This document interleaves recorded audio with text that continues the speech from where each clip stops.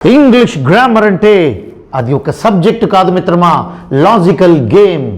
జాగ్రత్తగా నేర్చుకున్నావా విజయం నీ సొంతమవుతుంది, ఇంగ్లీష్ నీ పాదక్రాంతమవుతుంది, ఉద్యోగమే నీ పక్కనుంటుంది. ఆలస్యం ఎందుకు, కొన్ని చూద్దాం శాంపిల్. పెద్దగా వరి అవ్వాల్సిన అవసరం లేదు. చాలామంది అంటున్నారు ఫ్రీ వీడియోస్ చేయండి, డెమో వీడియోస్ చేయండి అని. అసలు నాకు అర్థం కాని విషయం, 2 నిమిషాలలో నా క్లాస్ విని నువ్వు నా సబ్జెక్ట్ని డిసైడ్ చేస్తావా? లేదే. నేను 2 నిమిషాలు నీతో మాట్లాడాక నీకు ఉపయోగపడుతుంది అని నీకు ఎలా అనిపించేస్తుంది? అవసరం లేదు. దీని గురించి తీవ్రంగా ఆలోచించక్కర్లేదు.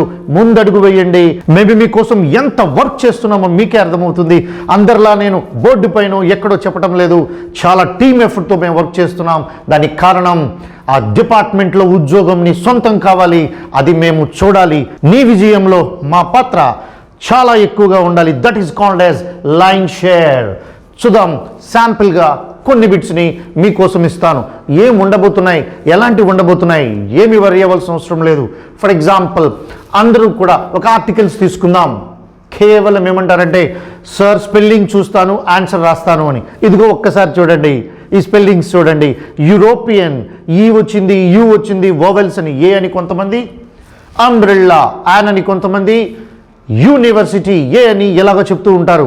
సో వదిలేద్దాం. మరి ఇంకొక వర్డ్ని చూడండి, 1 రూపీ నోట్, OWL ఆల్, ఇలాంటివన్నీ ఉన్నాయి. మరి దాని కింద ఉన్నది ఏదో చూడండి, EWE, దాన్ని ఏమంటారు? ప్రొనౌన్సియేషన్ తెలిస్తే తెలుస్తుంది అంటారు కదా, దాని గురించి కూడా నేను చెప్తా. యూనివర్సిటీ అనగానే మిత్రమా నువ్వు స్పెల్లింగ్ చూడకూడదు. స్పెల్లింగ్ని చూసి ప్రొనౌన్సియేషన్ చేయాలి. ప్రొనౌన్సియేషన్లో వొవెల్ సౌండ్ వస్తే అండ్ రాయాలి, కాన్సనెంట్ సౌండ్ వస్తే ఏ రాయాలి. మళ్ళీ చెప్తున్నా, నేను చెప్పింది sound will decide the answer, spelling doesn't matter. Spelling is the purpose of only pronunciation. So spelling చూసి ప్రొనౌన్సియేషన్ చేసి శబ్దాన్ని బట్టి ఆన్సర్ రాయాలి. ఇది టెక్నిక్. దయచేసి నోట్స్లు రాయొద్దు, బుక్స్ చదవద్దు, క్లాసులు వినండి. That's enough. ఎగ్జామ్స్ రాయండి, సందేహమే లేదు. నేను నోట్సే ఇవ్వను, నోట్స్కి నేను వ్యతిరేకం. ఎందుకంటే మన mind greater than that of the super computer. అలాంటప్పుడు మనం రాయక్కర్లేదు. కాన్సెప్ట్ వినండి, లాజిక్ పట్టుకోండి. ప్రొనౌన్సియేషన్ వస్తే ఆన్సర్ వస్తుంది, స్పెల్లింగ్ కాదు. ఈ యూ ఉన్నా మనకు అవసరం లేదు.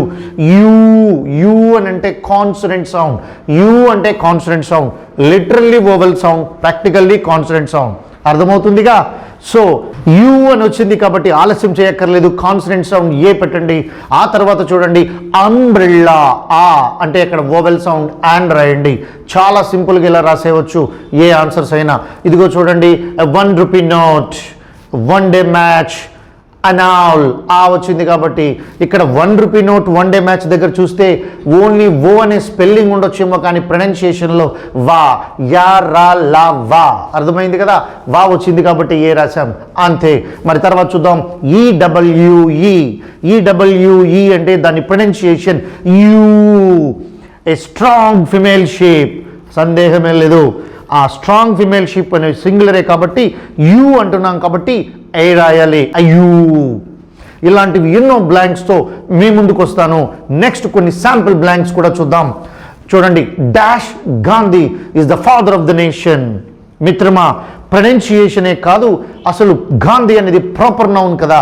ముందు మీరు తెలుసుకోవాలి, what is proper noun, what is unique name, what is common noun, what is abstract noun, what is collective noun.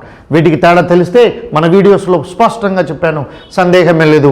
ఇక్కడ చూడండి, గాంధీ అనే వ్యక్తి పేరు కాబట్టి proper noun, need not right any article. మరి నెక్స్ట్ బిట్ చూడండి, India needs dash Gandhi today. India needs dash Gandhi today అంటే ఏం చెప్తున్నాం? ఈరోజు దేశానికి గాంధీ అవసరం ఉంది. ఇక్కడ గాంధీ అంటే మోహన్ దాస్ కరమ్చంద్ గాంధీ మళ్ళీ రారు, ఎందుకంటే హీ డైడ్ ఇన్ 1948. కానీ ఇక్కడ కావాల్సింది అది కాదు. గాంధీ లాంటి వ్యక్తి కావాలి, అతను లాంటి ఎబిలిటీస్, కెపాసిటీస్ ఉన్న వ్యక్తి కావాలి. సమాజం కోసం పోరాడాలి, సమాజాన్ని సరి అయిన దారిలో పెట్టాలి. ప్రభుత్వానికి ఒక మంచి వ్యక్తి కావాలి. అందుకనే ఇక్కడ గాంధీ కాదు, అబ్స్ట్రాక్ట్ నౌన్ని మనం ఇక్కడ అలా వాడుతున్నాం కాబట్టి కామన్ నౌన్గా ఇక్కడ India needs a Gandhi today. అర్థమైందా? ఇలాంటివి ఎన్నో చమక్కులు ఉంటాయి, ఎన్నో మంచి బిట్స్ ఉంటాయి. ఇప్పుడు చూసేద్దాం ఇంకొక bit. I don't like this dash sort of man. I don't like this dash sort of man. దీనికి ముందు నేను ఒక చిన్న బిట్ ఇస్తున్నాను, ఆ రెండిట్లో ఏది రైటో చెప్పండి. చూడండి, what kind of a man, what a kind of a man. చెప్పండి, మొయ్యలేకపోతున్నాను, పడిపోతున్నాను. ఎస్, రెండు రైట్ అనిపిస్తున్నాయా, రెండు రాంగ్ అనిపిస్తున్నాయా? సో వద్దా? చూడండి. ఎస్, ఇప్పుడు చూద్దాం. ఇప్పుడు చూడండి bit, what kind of a man, what a kind of man. రెండు రాంగే, డౌటే లేదు, అందుకే దాన్ని తోసేసా. ఇప్పుడు చూడండి, కైండ్ అంటే ఒక రకం, సార్ట్ అంటే ఒక రకం. కైండ్ సార్ట్ ఒక రకం అన్నప్పుడు ఇంకా దానికి ఆర్టికల్సే అవసరం లేదు. అలాంటప్పుడు I do not like this sort of man తప్ప ఏ సార్ట్ ఆఫ్ మ్యాన్ కాదు. గుర్తుపెట్టుకోండి, ఎప్పుడైనా సరే ఒక అని వాడినప్పుడు మరి ఇంకొకసారి వాడక్కర్లేదు. Is it clear? మరి నెక్స్ట్ బిట్ని చూసేద్దాం.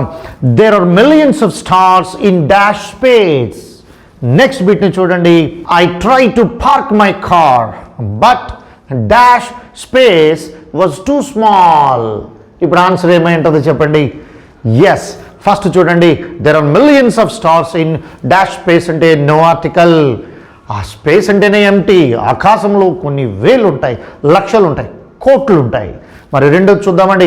I try to park my car but dash space was too small, the space was too small. ఇలాంటి ఒకటా రెండా చాలా ఉన్నాయి మీకోసం. నేను సిద్ధంగా ఉన్నాను, మీరు రావటమే ఆలస్యం. Get ready for that. మరి పోనీ నెక్స్ట్ ఇంకో కొన్ని బిట్స్ చూద్దాం. దట్ ఈస్ లైక్ మీ అందరికీ ఇష్టమైన క్వశ్చన్ ట్యాగ్నే చూద్దాం. చాలా ఈజీగా నేర్చుకోగలిగే క్వశ్చన్ ట్యాగ్స్ని చూసేద్దాం. దానిలోనే సింపుల్ లెవెల్ ఉంటుంది, కొంచెం డిఫికల్ట్ లెవెల్ ఉంటుంది. కానీ మీకోసం గుర్తుపెట్టుకోండి, మేము కానిస్టేబుల్కి ప్రిపేర్ అవుతున్నాం. కానిస్టేబుల్ ఎగ్జామ్స్ అని అలాంటివి ఏమీ లేవు మిత్రమా. ఇంటర్మీడియట్ క్వాలిఫికేషన్ లెవెల్లో ఉన్న ఏ ఎగ్జామ్కైనా నువ్వు రాయగలిగే విధంగా నీకు అందిస్తున్నాను. Get ready. చూడు, first I'm selected dash, helping family ఆమె కాబట్టి ఆమెని బ్లాంక్లో పోస్ట్ చేస్తారు. ఆ తరువాత పాజిటివ్ని నెగిటివ్గా మార్చాలి. అంటే ఐఎమ్ నాట్ రాయకూడదు మిత్రమా. ఇంగ్లీష్లో ఆరెంట్. ఎందుకు ఆరెంట్ రాయాలో మన వీడియోస్లో మీకు పూర్తిగా చెప్పాను. ప్రశాంతంగా విందురు కానీ మన యాప్ తీసుకున్న తర్వాత ఐఎమ్ నాట్ రాయకూడదు, ఆరెంట్ ఐ. మరి ఇప్పుడు రెండోసారి చూడండి, ఐఎమ్ నాట్ అపియరింగ్. ఇప్పుడు చూడండి, వాడు యామ్ నాట్ ఇస్తే మనం యామ్ రాయొచ్చు, నెగిటివ్ని పాజిటివ్లో రాయొచ్చు. కానీ యామ్ అనే పాజిటివ్ ఇచ్చినప్పుడు నెగిటివ్లో రాయకూడదు. ఎందుకు? డౌట్ వచ్చిందా? ఇప్పుడు చెప్తాను వినండి. ఎందుకో ఇప్పుడు మీకు చెప్పాలా? ఒక విచిత్రమైన ఆన్సర్తో చెప్తాను వినండి. ఈ ప్రపంచంలోనే బెస్ట్ లవర్స్ ఎవరో చెప్పండి. 4 పేర్లు చెప్పండి. Pairs, Romeo Juliet, Laila Majnu, Devdas Parvati, Salim Anarkali. I right? కానీ గమ్మత్తు ఏంటో తెలుసా? నేను ఇలా ఇండియాలో అన్ని స్టేట్స్లోని అడిగాను, ఏ ఒక్కడు కూడా నేను నా లవర్ అని మాత్రం చెప్పలా. రైట్, ఇప్పుడు పాయింట్కి వద్దాం. నాకు తెలిసినంత వరకు నా ఇంగ్లీషే నా ప్రపంచం. Telugu is my mother, English is my lover. Mothers gives my life, lovers leads my life. అందుకనే చెప్తున్నాను, ఇంగ్లీష్లో బెస్ట్ లవర్ ఒకటి ఉంది. That is called am. Am అంటే ఏంటో తెలుసా? అమ్మాయి. అది ఐతో మాత్రమే వస్తుంది. ఐ లేకపోతే చచ్చిపోతుందేమో కానీ మరో దాని పక్కన రాదు. కావాలంటే చూసుకోండి. అదే ఐ అనుకోండి, మనలాంటి అబ్బాయి. యామ్ వచ్చినా వస్తుంది, హ్యావ్ వచ్చినా కమాన్ అంటుంది, వజ్ వచ్చినా ఓకే అంటుంది. So my dear friends, yam should follows with only first person. మనకి మనమే ఐఎమ్ నాట్ అని అనుకోకూడదు. అందుకని ఫస్ట్ పర్సన్ నాకు నేనే డౌట్ పడితే మరి రైట్ ఆన్సర్ ఎవడు చెప్తాడు? అందుకని మనం యామ్ నాట్ రాయకూడదే తప్ప ఐఎమ్ నాట్ వాడిస్తే మనం పాజిటివ్లో చెప్పొచ్చు. నువ్వు చేయలేవు కదా అంటే ఎస్ ఐ యామ్ అని చెప్పొచ్చు. అందుకనే యామ్ అని ఉంటే యామ్ నాట్ రాయకుండా ఆరెంట్ రాయండి. యామ్ నాట్ వాడిస్తే యామే రాయండి. Is it clear? మరి నెక్స్ట్ బిట్ని చూసేద్దాం. Everybody is ready now. ఏముంది సార్? ఈజ్ హెల్పింగ్ వెబ్బే కదా, అక్కడ రాసేస్తాం. గుడ్, రాసేశారు. ఇజింట్ రాసేశారు. ఎవ్రీబడి అన్నా, నో బడి అన్నా, సంబడి అన్నా, దే అంటే ఇప్పుడు మీరు ఏం చేస్తారు?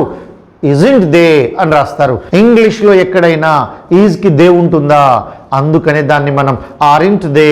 సబ్జెక్ట్ని మార్చకూడదు మిత్రమా, వర్బ్ని మార్చొచ్చు. వెర్బ్ని మాత్రమే మార్చాలి. అర్థం కాలా? మీ నాన్నగారు వచ్చినప్పుడు నువ్వు లేచి నిలబడు అని చెప్పాను అనుకో, ఆయన వచ్చినప్పుడు లేచి నిలబడాలి. ఎందుకంటే చైర్ ఒకటే ఉంది కాబట్టి. లేదు, నేను నించున్న ప్రతిసారి మా నాన్నగారు రావాలన్నాం అనుకో, అంతకంటే మూర్ఖత్వం మరొకటి ఉండదు. అర్థమవుతుందా? రైట్, నెక్స్ట్ చూద్దాం. ఎవ్రీవన్ హ్యాస్ పెయిడ్ హిస్ ఫే. ఎవ్రీవన్ హ్యాస్ పెయిడ్ హిస్ ఫే. ఎవ్రీవన్ హ్యాజ్ అన్నాగానే అక్కడ హెల్పింగ్ గా పోస్ట్ చేసేసాం. హ్యాజింట్ ఎవ్రీవన్ అన్నా, సంబడి అన్నా, ఎవ్రీబడి అన్నా, ఏదైనా దేనే. హ్యాజింట్ దే ఇది కూడా తప్పేనండి. Third person singular. ఇదిగో చూడండి, ఇక్కడ singulars plurals, first second third persons చూసారుగా. ఇక్కడ చూస్తే singular first person I, second person we, second person singular you, plural కూడా యూ. అదే third person singular he, she, it. అదే third person plural they, those, these, any plural. అలాగే third person సింగులర్లో any names కూడా వస్తున్నాయి. ఆ only third person సింగులర్కి మాత్రమే మనం ఎప్పుడు కూడా హ్యాజ్ రాయాలి. అలాగే దానికి మాత్రమే మనం ఏదైనా రాస్తాము, మిగిలిన అన్నింటికి హ్యావే రాస్తాము. సో అందువల్ల ఇప్పుడు చూడండి అక్కడ హ్యాజింట్ దే అనకూడదు, haven't they. Clear? Next bit చూడండి. I need that car. ఎప్పుడు కూడా మీ క్వశ్చన్ ట్యాగ్లో need, ought, dare, use to, ఈ 4 కూడా క్వశ్చన్ ట్యాగ్లో హెల్పింగ్ వెబ్స్ అవుతాయి, మెయిన్ వెబ్స్ కూడా అవుతాయి. సో ఇక్కడ need, I need that car. ఇక్కడ నీడ్ V1. అందువల్ల ఏం చేయాలో తెలుసా? Don't I. ఆ తర్వాత చూడండి, I needn't sell that car. నీడ్కి ఎన్ఓటి నాట్ ఉంది కాబట్టి it should be helping verb అండి. ఎక్కడైనా హెల్పింగ్ వర్బ్కి మాత్రమే ఎన్ఓటి నాట్ ఉంటుంది.